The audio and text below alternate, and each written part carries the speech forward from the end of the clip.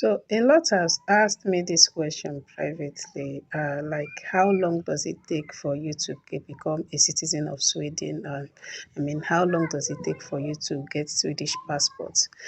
So today I decided to. I've been answering this question privately. So today I decided to make a video about it. Now, I want to know how many years does it take, and then now we have a new government, we have a new law, and that affects a lot of things and everything. So it's not what works before. If somebody tell you before it is 2 years, it doesn't work right now. So normally, when you move into Sweden, for you to get that passport, you are expected to pay your tax normally. For the length of the time, let's assume you come in with 2 years resident permit, and then after 2 years, you are expected to apply for extension. Now, after the extension, they will now have to take their decision. Now, you have 2 years, and then when you apply for extension, probably they decide to give you another 2 years, but it depends on their decision. Already you must be paying your tax. Now, one thing that you need to think about is now they have a new law, like before they can give you Swedish passport, you must be earning um well. Like the law says, if after removing your tax, you must still have about 28,000 Swedish kronor left, which means that you have to get a very good job. I met somebody that just moved from Italy to this country, and then he told me the job he's doing, and then he told me he's earning 38,000 Swedish kronor. So he can confidently was like, I'm confident enough that they are not going to deny me my passport when it is time. And then he's presently he's applying for extension. So he was like, I'm sure they are not going to deny me my passport or my extension. So because the work he's doing already is paying him well. So after tax reduction, he's sure of getting over 28,000 Swedish kronor. So that is what you should think about. Not coming in when you are working and then you are earning, let's say you are earning 20,000 Swedish kronor, and then you are applying for passports in the future and you expect them to pay you to give you that passport. They will go to the law. They will have to take their decision if they should offer you or not. Now, this is based on somebody who doesn't have husband or wife that has a Swedish passport, or you don't have children that has Swedish passport, because there are so many things that, first off, let me break it down. For you to have Swedish passport, is either you have a husband that is a citizen of Sweden, or you have children that are already Swedish citizen, or you have somebody, you have a job, or you have job that can help you to get that citizen, that passport that you're asking for, or you have a sickness that is keeping you back in Sweden, then they can now, you have to submit papers before they can grant you even your extension. Otherwise, they have to send you back. And one thing that is very important that you need to know is when your passport, your resident permit is about to expire, you don't wait for it to expire. Just like we do in Nigeria, we say we forget. If it expires a day after the thing that you applied, they will tell you it has passed. You need to go back to your country, except if you have a sickness that is keeping you back. That is now talking about somebody that doesn't have children. Now, let me give you an example. You have a husband and he's a Swedish citizen, and then you are married, no children, or whatever the case may be. They may decide to send you back. It's like that. Maybe you just move in, and then after like 1 month, 2 months, or thereabout, depending on the paper you came in with, your paper expires and you forget to apply, they may decide to send you back to your country. It depends.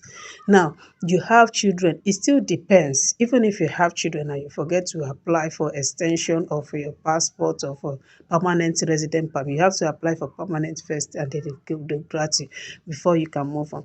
So these things takes processes. Now, there is a reason why I'm making this video. There are people that will say, I have met all the requirements. I have a job that is paying me 40,000 to 38,000 Swedish kronor, and why are they denying me my passport?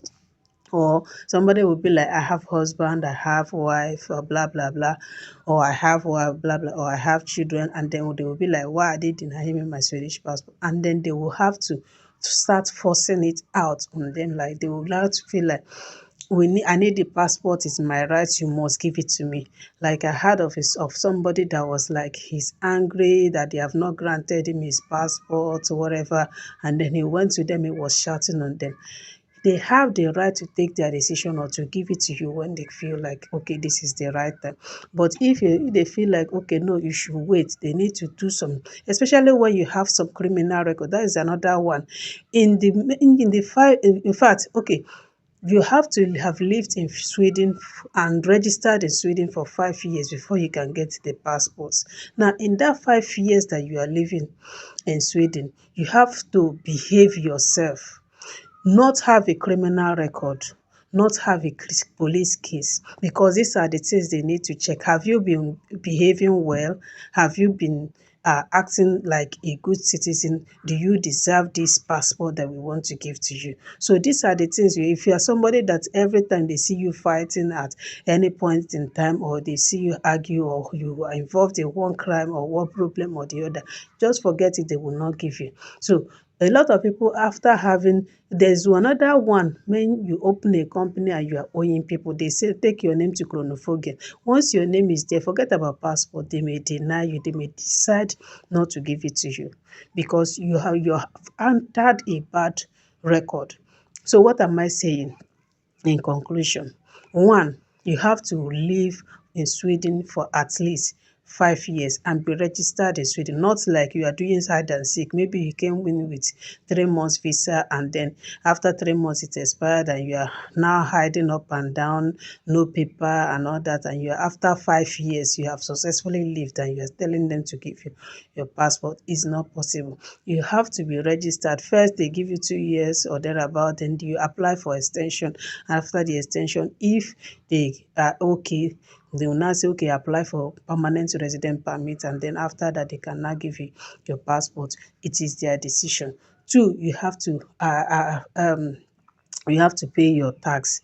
Oh, yes, that means you have to get a job, a well-paying job, not something that will be paying you less. Maybe you are working like a substitute like me, and then you are expecting that in the end they will now give you your passport based on the fact that you have a job. I don't even have a permanent job to start with. So you cannot be expecting a permanent your passport when you know that you don't even have a well-paying job to start with.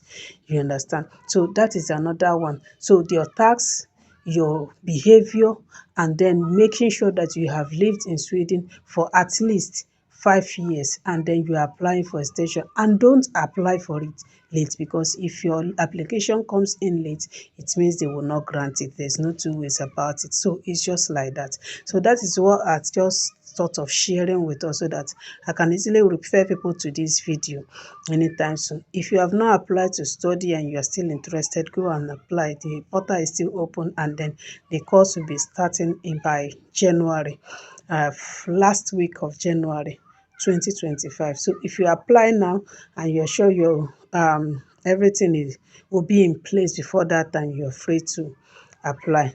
Thank you so much for watching. See you in my next video. Bye.